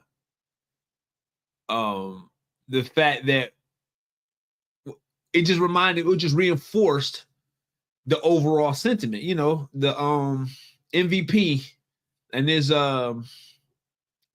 his opinion about representation. I forgot, you know what I'm saying, about Carmelo. I forgot. And it just made that point relevant. So yeah, if he's willing to go, that would be great. I think that would be. Do I say it could be a classic? I think there's possibility there. Certainly, it can be the best match of the card for sure. Well, it was announced that Sami Zayn will face Karrion Kross instead. Do you think that will deliver? I think that's trash money records for the 99 2000. Yeah, it's well, you know what? Karrion Kross been complaining a lot, so they needed to see him. Other than complain? Yes. Get on the plane. Stop complaining. Get on the plane. Yeah. The plane, right. Right. Hey. Now, for it to be Sami Zayn. Millennials here. Yeah. Now, for it to be Sami Zayn is a Canadian, right? Not the face of anger. Yeah, so that's politically correct at the moment. Right. But no, I mean, that is a mild substitute. Yeah. That's a mild substitute, but it's disappointing. But again, I would say this: if you're Karrion Kross, this is your opportunity, right? You talk about failure all the time. You spend half the show talking to me about failure and the need for human interaction, and that human interaction is going to come by way of probably a couple of chops in a leg kick. Well, but here's your chance. Right now, you're proving you're a company man. Yeah. You got to go have a good. Bro, do you know how many people they probably went through before they went to the complainer? It was like, hey, we got a seat open. And it was like, hey, bro, you know what? Man, see what had happened was. I would have said contract extension. That would have been the bartering chip for me. Yeah. Fully guaranteed. Right. Oh, for real? I'm done in November? Oh, what? Y'all got Night of Champions? 2028. Oh, yeah. So I'm done. Right. Exactly. I'm done in November of 2028. Oh, yeah. Oh, yeah, for sure. Like, yeah. Oh, I at least, wait a minute. Hold on. I'm night one of WrestleMania? Oh, snap. Oh, you're really pushing it. Oh, yeah. I'm like, oh, yeah. What am I doing here? You know what? Right. That's my best friend Hart. That's why. Hey, listen, you got to make it worthwhile because you didn't want me there beforehand. Now this is called leverage, right? Yeah, but that's the card I would pull. I'm like, oh, okay. Give me this. If I'm going to try to make Ratatouille out of this, right? Give me Kross to go. I'm going to go over. Kross goes over. Okay. Okay. Then we're going to get a possession concept. Okay. All right. comparable. Think Wyatt, think Daniel Bryan. Okay.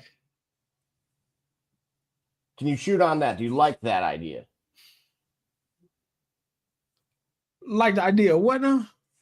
So again, Karrion Kross goes over. Yep. And then he possesses Sami Zayn the way that Bray Wyatt did with Daniel Bryan. Yeah.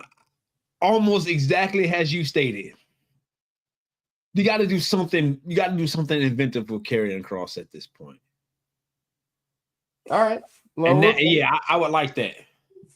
And we'll see how it goes as the show continued. We ultimately reached this segment between Michael Cole and Bill Goldberg. That's right. And it went a little something like this here. Hit it.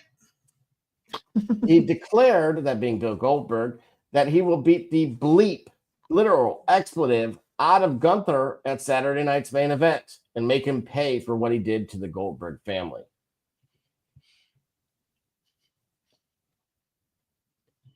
Gully, are you buying or selling this? I have to buy it because it's the only thing for sale. And they told me when I entered the door, I have to buy something and I can't leave home with my money and I can't give it away. I'm also glad that I'm seeing some of the comments here across the different platforms we're on. One of the GIFs or GIFs, I'll let you decide, is none other than that Bill Goldberg. I can hear it. It is Bret Hart.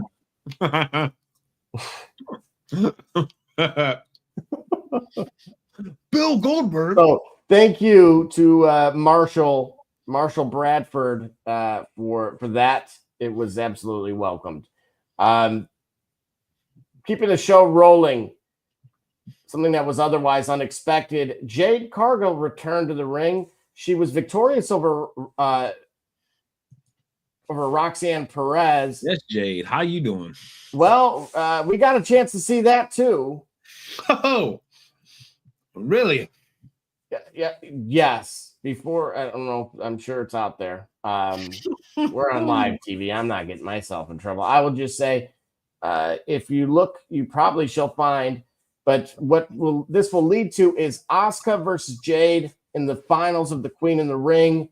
If you want my personal take on this, just to quickly shoot on it, I would say Asuka versus Io or Jade with Stratton, with Naomi cashing in.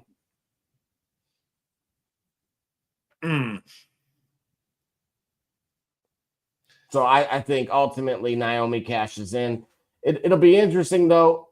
I could see it maybe not occurring because if Jay, that being the Uso doesn't go, does she go? Right? We'll see. Yeah. Right. Yeah. That could have been it, and then they may have kind of pivoted from it. So and another Friends reference. Well, but yeah, the cat was out of the bag. Meow. Okay. Oh, I love Meow Mix. All right. All right. Oh man. You mentioned the tag titles a little earlier. I did want to at least cover quickly that Adam Pearce did announce the New Day will defend the World Tag Team titles against Finn Balor and JD next week. Gotcha. So just come back. Correct. Well, I'm glad for it.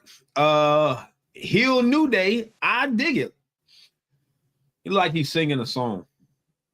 Yeah, and it was Gunther saying that it's no longer 1999. There's your song reference. Right. And Bill Goldberg is a one-trick pony that can't even lace his boots.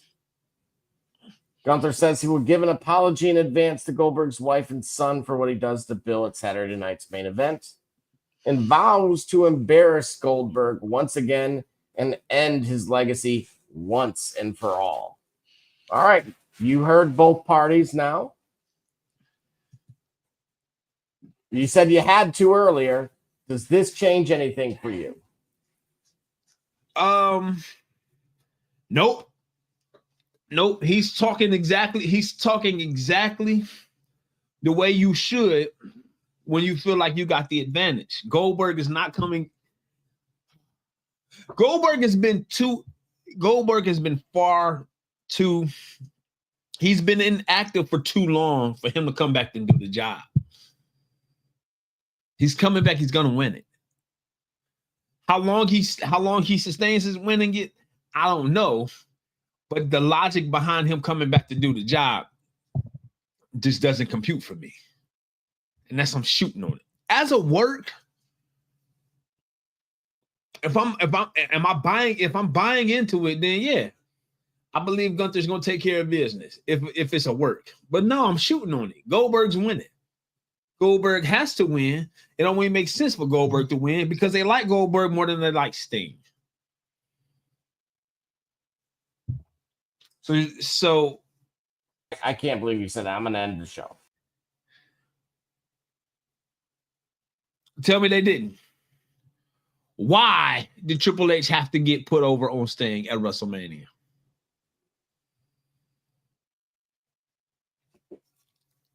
Oh, you know why? Are you kidding me? So I don't think it would have been limited to Hunter that would have went over. I think anyone would have gone over.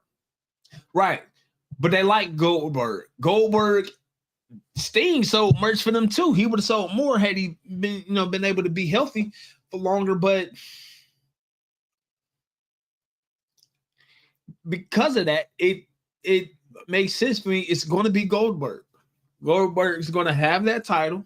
Now. Okay. All right. I got something for you. Goldberg has the title. Seth cashes in. Bam. We're on the same page. Yeah. 100%. Now, do we have legs? Seth Rollins versus Goldberg? That has legs, actually. It gives that faction something to do. It gives we went all the way back to 1999 or whatnot, and have him no sell like he always did, similar to not as bad as the Hulkster, right? But have him no sell and spear all his buddies, and that's where I was going to kind of change it a bit from it will have him with those enforcers that we're talking about, Braun Breaker or Big Bronson Reed, taking care of his light work, as only Seth would be able to say. Right. But do you see it that portion occurring? I do. This is why I'm saying I think that's why. Or it could even go the other way, too. Where maybe, in fact, Gunther goes over, but Gunther's exhausted. Gunther's blown, or how they say it, Gunther's blown up, and he's exhausted, and Seth takes the opportunity again. Or they take it away from Goldberg at the right moment, and Seth comes through and curb stop pedigree, and he wins it. But yes, somehow or another, I think that's the play. But by default, I'll stand by what I've said. By default, though, I would prefer not to see it. I think Goldberg initially, in terms of it being Goldberg versus Gunther, Goldberg goes over. What happens immediately after that? That's something that you and I think, agree on a possibility that would be entertaining, would be worthwhile.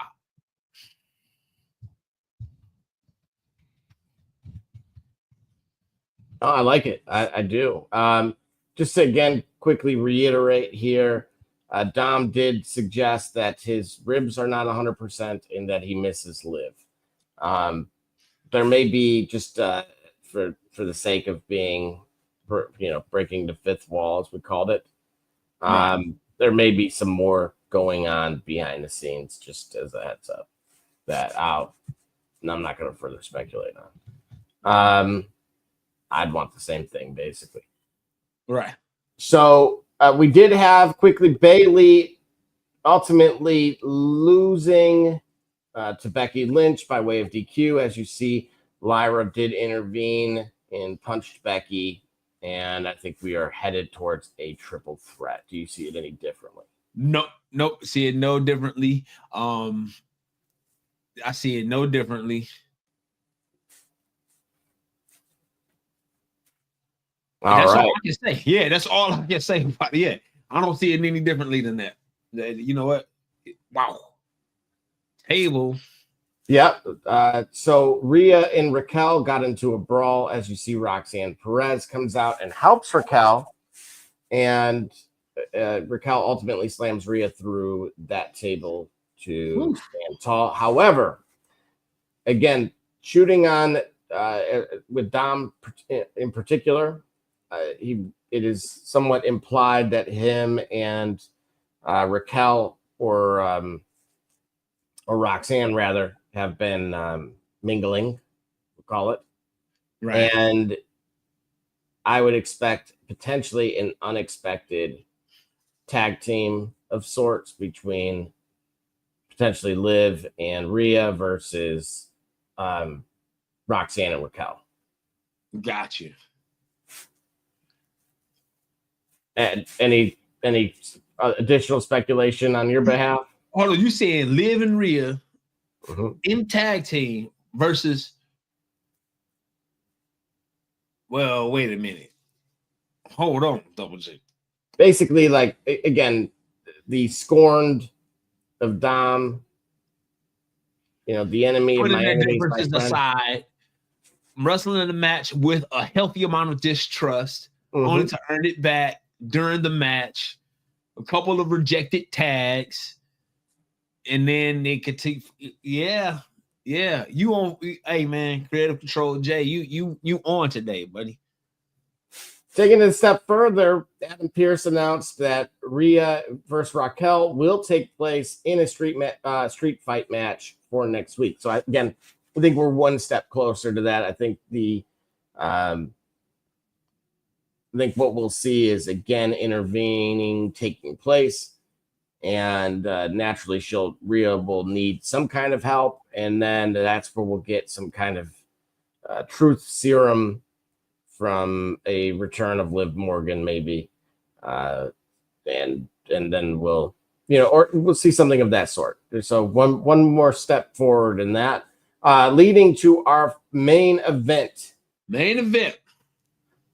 which was none other than Jey Uso and Cody Rhodes for the final placement in the King of the Ring tournament. And Cody Rhodes, of course, was victorious. It will be officially what I'd called Randy Orton versus Cody Rhodes in the finals of the King of the Ring tournament. D. Gully, who you got, and what did you think of the match? Great for Cody and for Jay. I think this was a redemption for both of them because Jay been getting hit hard from commentary for a minute, myself included. So even though he did the job for Cody, stock rises in the loss for sure. And Cody still has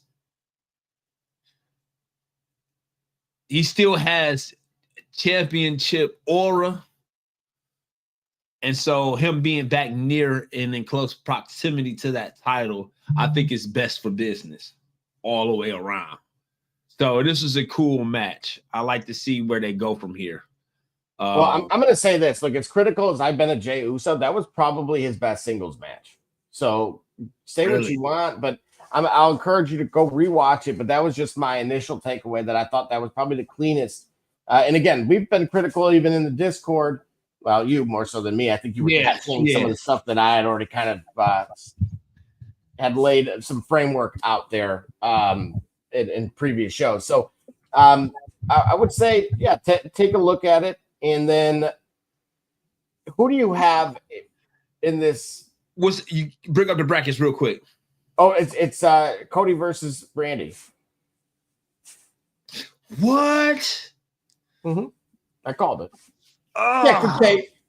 yeah, you did. You did. Oh man, Cody versus Randy.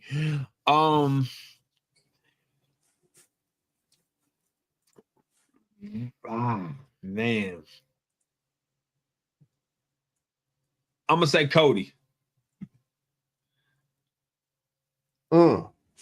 Why?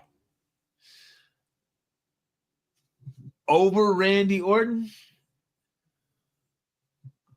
Oh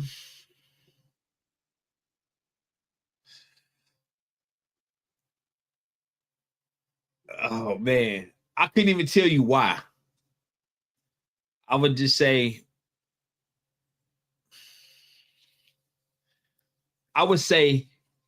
Cody needs to remain lurking in the shadows of that WWE title picture. Winning King of the Ring helps him do that.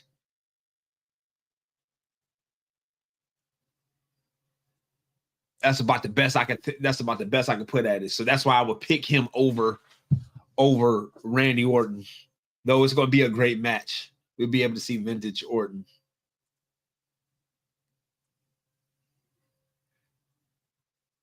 What say you? Yeah, in short, I'm gonna go Randy potentially. This gives me Triple H Batista vibes. I could see it going either way, and I've long suggested that these two kind of cross paths. I was hoping it would be more so for a Grand Slam type of title. Okay. In Cody's Like case, your Intercontinental title? Yeah, I mean, it was about a year ago, or maybe Cody just 2 about. belts? Yeah. Yeah. Literally. So, yeah, I'm glad you remember that. So, Yeah. How could I not? Kept ingraining it, bro. I wrote it down in one of my work order note summary. 2 belts, Cody 2 belts. No, I need to get 2 Sun belts, is what I was trying to say. absolutely. So, but I could see Cody being victorious just like that. And speaking of just like that, we have but one final thing before we say goodbye this evening, and it's All right. none other What is it? than Name That Superstar. All right. All right, and we will be right back. It's K Cunningham, and you watching the Shop Report. I'm Harvey Diallo, and you watching the Shop Report. My name's Chris Marine, you're watching the Shop Report. Oh, you're Jay Nolly, you're watching the Shop Report. It's Max McKee, you're dropping in on the Shop Report. Barbershop Jay, Quentin Hines, Super Bowl champion. I'm ready. Let's do it. I'm on. Hi, I'm Mars Network from Mercury Stadium, and you're watching the Shock Report. Hey, I'm Billy Butler, and thank you for watching the Shop Report. Hey guys, I'm Les Norman, former Kansas City Royal, and you're watching the Shop Report. Commander Brown, Detroit Rivers Mountain Training, and I'm watching the Shop Report. Hey, this is Doug Flynn of the New York Mets. Well, a few other teams, of course, too. And you're watching the Shop Report. I'm Matt Ramos, and you're watching the Shop Report. How you doing? I'm Rajay Davis, and you're watching the Shop Report. How you doing? This is Nelson Figueroa, former Major League pitcher with a lot of teams. You're about to listen to the Shop Report. Hey, this is Howard Johnson. You're watching the Shop Report. Hi, I'm Heath Bell from the New York Mets, and you're listening to the Shop Report podcast. Yeah. Hey, I'm Josh Tolley, former catcher of the New York Mets, and you're watching the Shop Report. This is Edgardo Alfonso for the Mets, and you're listening to Shop Report. Hey, this is Doc Gooden, and you're watching the Shop Report. Hello, this is Mike Hampton, and you're watching Shop Report. This is Herman Harvey, former NFL offensive lineman with the Cleveland Browns and the Baltimore Ravens, and you're listening to the Shop Report.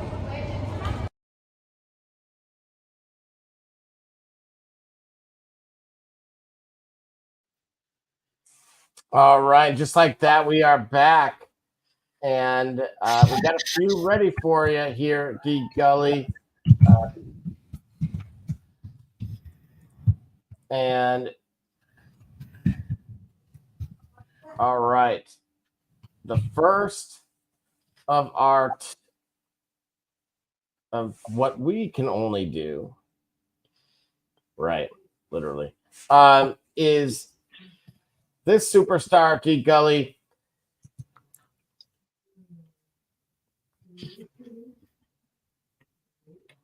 Debuted in Halloween Havoc, and during the main event, he ultimately attacked none other than the Golden Goose himself by doing a double bear hug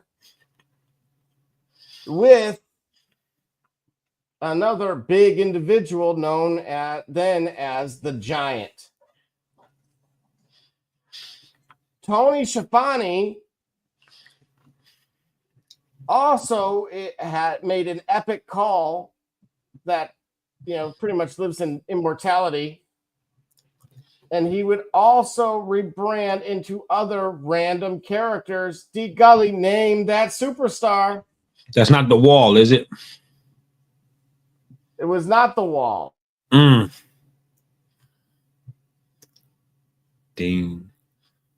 We already.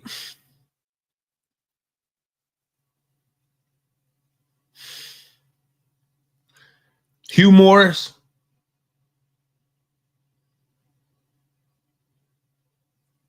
No. I can tell you his name is his first initial and his last. No. We'll start with the same letter. All right, fantastic. Thank you very much. And that ain't Tank Abbott. That is not. Again, Halloween Havoc, 1995. Oh, you didn't tell. All right. Yeah, you said debut, but yeah, I didn't know the year. Halloween debut. And he came out of a block of ice. D Gully, name that superstar. Oh man, came out of a block of ice.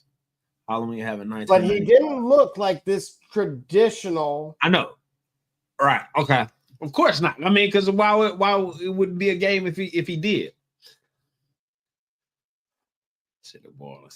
Well, I mean, even the gimmick itself, that what he came out as out of the block of ice, it didn't really match the name.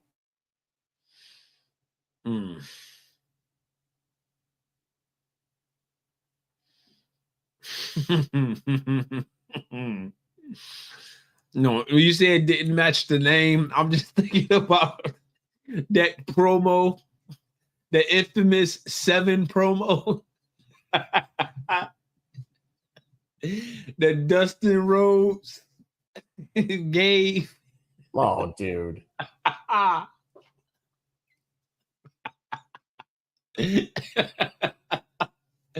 Oh man. All right. I gotta focus. 1995.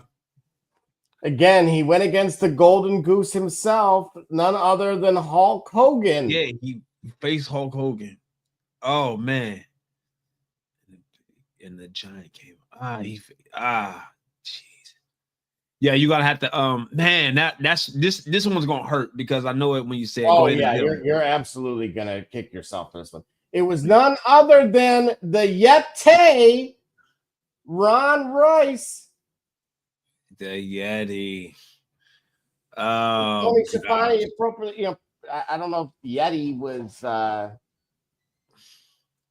trademarked or something. So it was, again, his infamous call. Definitely go and check that out. But yes, he went on to go do a handful of gimmicks. I believe he's in his 50s these days. But he was otherwise known as WCW's Yeti. And to believe just a year later they would be kicking WWE's tail in the ratings from this. The company that brought RoboCop to the ring somehow figured out a way to kick WWE's tail in the ratings. Oh man, there are mysteries in life. That sure is one of them. All right, give me the next one. Let me see if I can get back. Let me see if I can go 1 for 2. And then we can get it. All right, I'm just going to give you the image first before I say anything because I think Hottie too hottie. No.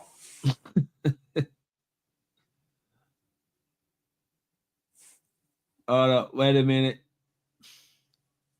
Hold up, wait a minute. Y'all thought I was finished. Let me see. Who is it? Give me some clues here. Hey. All right, I'm going to give you more of an image today because you're going to. There you go. Still kind of kept that look. Yeah. And he's in really good shape. Reminds me of freaking fitness goals that I've got to get back to as I look at my gym and my lab where I film the show at.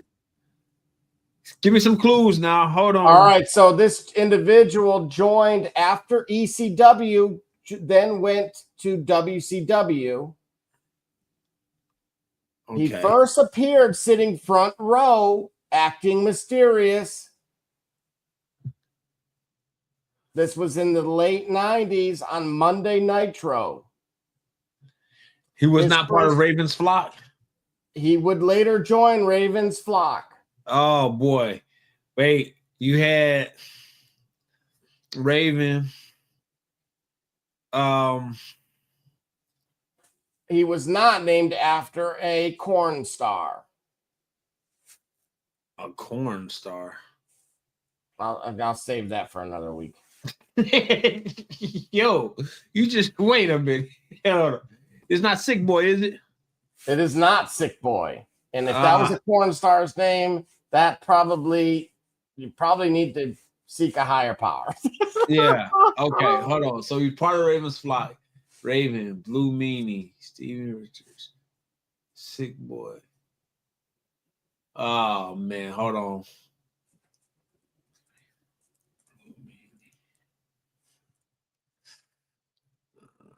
Join ECW, part of Raven's flock. Hold up, baby.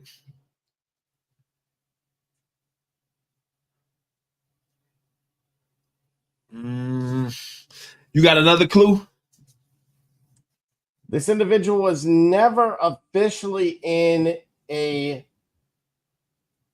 tag team with Y2J, but because of storyline segments and matches, they did share the same card on similar mid-card kind of heels with comedic elements. It ain't Blue Meanie, and it ain't Sick Boy. I'm open to today, man. Who is it? Oh my goodness. Well, I will say this. He brought 1 million signs and exactly 0 chill. The nickname, the origin of this superstar's name was a reference to a California town. Okay, hold on.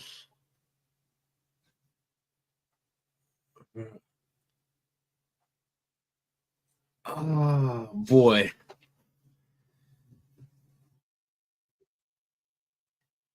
Man, I'm open to today, man. Oh, who is it, man?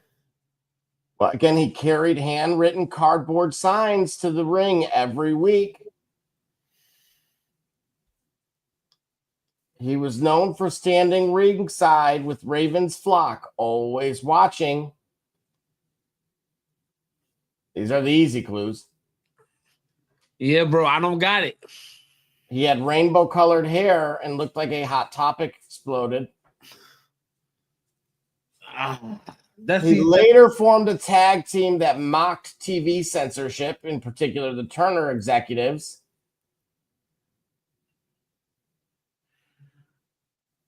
He was one of the few members that never really wrestled. He just made you laugh.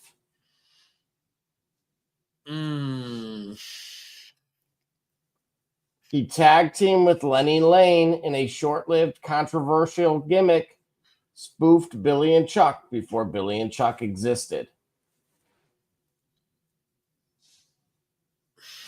So he was the least serious follower of Raven, but the easiest to spot.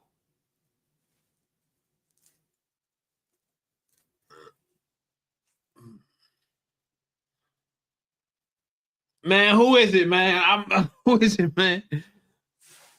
It is none other than Brad Kane, otherwise known as Lodi. Freaking Lodi. Oh, I'm burning up. Oh, man. Oh, God. As soon as you say it, oh, I'm 0 for 2, man. We're doing them late. I got to get them in early. Yeah. So, again, good stuff. As far as this weekend, I will say this. Obviously be safe to everybody that's going out there. Wish you well. I'll be watching. And all right, Sting and the Police. That's right. Every step you take. You know how they just, they couldn't shut it off, so they just turned it down. Right. Every move you Well, make. it kept going. You know what I mean? Like it's a chorus, just kept repeating. You break. Speaking of choruses, quickly, Bone Thugs and Harmony. I've been to, obviously, East 99 in St. Clair. Yeah. In Notorious Thugs, it starts in the middle of the chorus. Say it again. Play Notorious Thugs, and you will see that it starts in the middle. So instead of it's Bone and Biggie, yeah. Right? It's literally in the middle.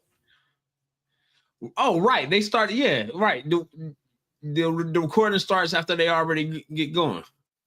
Yeah. So they weren't late. You just should have been here. You should have been early. Yep. Yeah, I'm late, but you should have been early. Right. Yeah, I see what you mean. It picks up live in progress. That's actually cool the way it did it, because I don't even know how that song would have sounded like starting up unless you hear it. Well, it's a lot of things in that. That's one of the greatest songs of all time, actually. There you go. As far as for me, again, I thought this Raw was good enough. Again, great match from Jey Uso. I'm going to give him his flowers now because yes. I've been critical, but the guys put in the work. We've been critical. And he had to do the job. Go ahead. But as far as this weekend, again, we'll see. We'll see what happens on SmackDown, if there's any additional changes, and of course, if the card changes between now and then as well. And hopefully, nothing else threatens the cancellation of the event or any other any other alternatives for that matter. What do you got? AEW, please stop spamming the sparring. Please stop spamming the sparring. I want to like it. I like the more dramatic effect, or just dial it down a little bit. TNA, keep doing what you're doing. You're growing. WWE, keep doing what you're doing, because I don't know if while there are lots of things to be upset about, it's still moving forward, it's still growing, and the upheaval behind the scenes can only be helped by a product that's delivering, and you'll be right back where you need to be. So stay the course, in my opinion. Stay the course. Jey Uso, you get your flowers for sure. All that's missing, man, is promo work, because you know that already. And then you'll be as complete a superstar, ready to handle those big moments as any. Even more ready than Logan Paul. But I had to do it, right? And as far as this Goldberg thing, this Bill Goldberg thing, I'm glad that we came to a realization, something to give me some type of comfort in watching this blatant win for Goldberg that it is already dressed up to be, right? Give us something different. But that's about it for us for today. We'll be back next Monday for sure. With a recap of the weekend's events and festivities. And then in between time, we'll be on the socials. You can follow us on the Instagram, which you mean Gully on Instagram and YouTube, and the Shop Report 365 at gmail.com for questions, comments, criticisms, and concerns. Critiques, yep, all those go to our esteemed host, Barbershop Jay. And you also can find That's at the Shop Report 365 or the Shop Report on Instagram, Facebook, YouTube, TikTok. Right, we at TikTok, right? Yes, we are. Mm-hmm. We are at TikTok. You're at TikTok, so you know you can find us everywhere else. And if that don't work, Google it. You know how it goes for our host, Barbershop, who's off in the ether with comments for Creative Control, Jay, D Gully, and everybody out there. Thank you for tuning in. Thank you for being a part of us. We'll catch y'all next week. And if you know how it goes, like he says all the time, next time you want to know what's really going on, come to the shop. Why, Double J? Creative Control J? Because walk-ins are always welcome. That's right. Walk-ins are always welcome. D Gully, we out of here. Holla.